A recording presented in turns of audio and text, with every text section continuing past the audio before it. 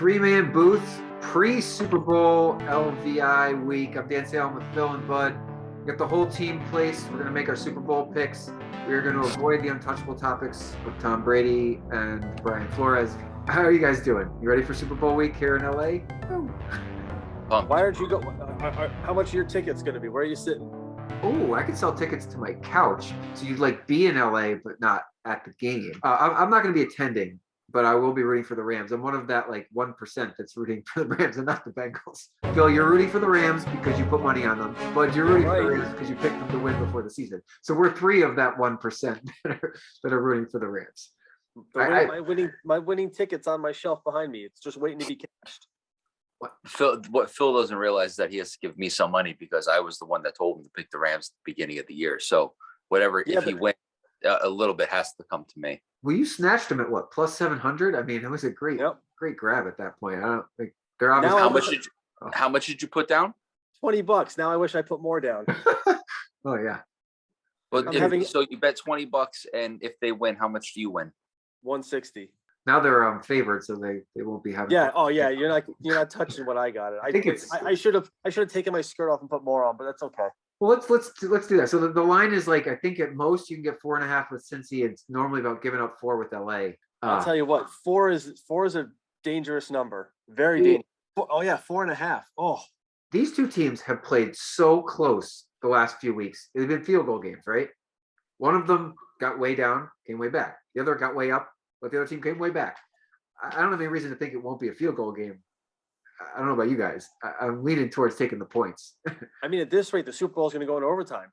It's just the way the playoffs have been going. Every game has been. I mean, obviously, I haven't been on for the last 2 weeks with you guys, but every game has been tremendous.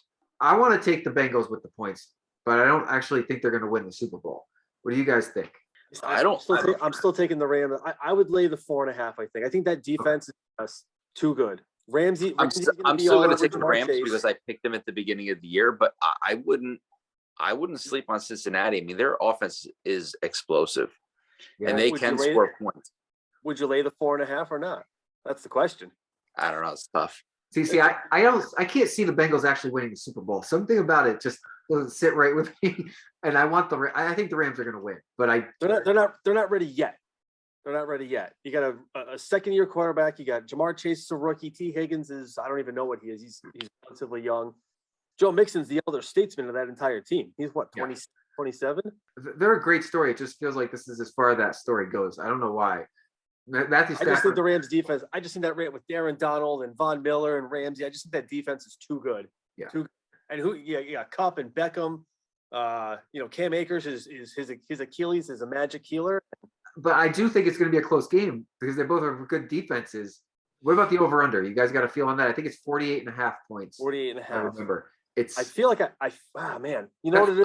That's 24 plus a half a point. So I'm going to go over on that. I mean, I think it's going to be a close game, but I do think that these offenses are going to be able to put up some points.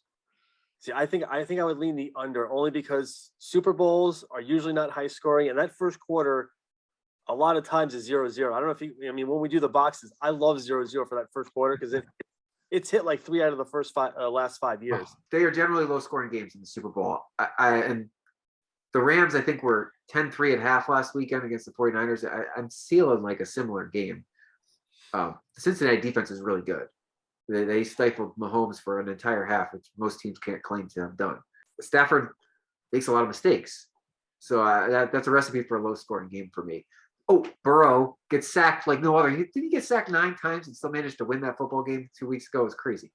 So it's going to be interesting. Which goes back to, my argument with Phil all the time is that you don't need a great offensive line. Cincinnati's offensive line is awful, but Joe Burrow and the weapons around him make up for not having a good offensive line, whereas the Giant fan, maybe not always Phil, but the excuse is always the offensive line sucks. Their offense, it does suck. Well, you know it does. Yeah, but since Cincinnati's offensive line is not as bad as the Giants, but it's pretty bad, and they're in the Super Bowl, Phil. So you can't tell me that that's always the excuse. I was going to say, that was 9 sacks against the Titans, who have probably one of the best pass rushers in the league this season, right? I mean, I think Burrow in general does get rid of the ball quicker. I think Daniel Jones probably held on to the ball way too long. Going down the little rabbit hole here, if we have the Bills, basically the Bills GM, the Bills offensive line coach, and the Bills quarterbacks coach, if they can do what they did to Josh Allen for Daniel Jones, it'd be incredible. Because you guys agree with me or not, those two are essentially the same player. I don't agree with you. Josh Allen, his first year people wanted to run him out of the league. How bad he was. But Josh Allen coming out of college was a rocket arm, unrefined game. I have not seen a rocket arm out of Daniel Jones. He needs to stop trying to scramble around and run it with his legs. That's what Josh Allen does. Yeah, but Josh Allen is a different athlete, though, Phil. I mean, he is a monster. I'm just saying they're sort of similar play styles and view on the field. I have a vivid memory of Josh Allen because he was with Darnold and Rosen and what's his face in Cleveland. And he was touted as probably the highest ceiling, but super unrefined. And so it took him a year to get refined. All those other guys were, quote, more NFL ready, but they did not have the skill sets, and they obviously have not shown the skill sets. I don't know. Jones was not touted in that manner. He could become a very good quarterback. He's never going to throw the ball like Josh Allen. It's just not going to happen. No, but all I'm saying is if those guys can do what they did to Josh Allen, I'm all for it. Yeah. Phil, I showed up in a Ford F-150 yesterday. Not a Porsche, not a Mercedes, not a Boxster, not a friggin' I know. A Boxster showed up. a Porsche. I know. Porsche. I'm going through my cars. He showed up in a working man's truck. But getting back to Super Bowl, so winning teams, I'm looking. I have no props for this week. Hopefully those will start coming out, and next week we'll do. I'll pick 10 good ones, and we'll pick some good ones. The stupid ones too. The color of the Gatorade. I love those. Yeah. The fun ones. Well, the another fun tidbit about the Super Bowl is that the coach of the Rams, McVay, it's just his coaching tree. He's coaching against the coach of the Bengals.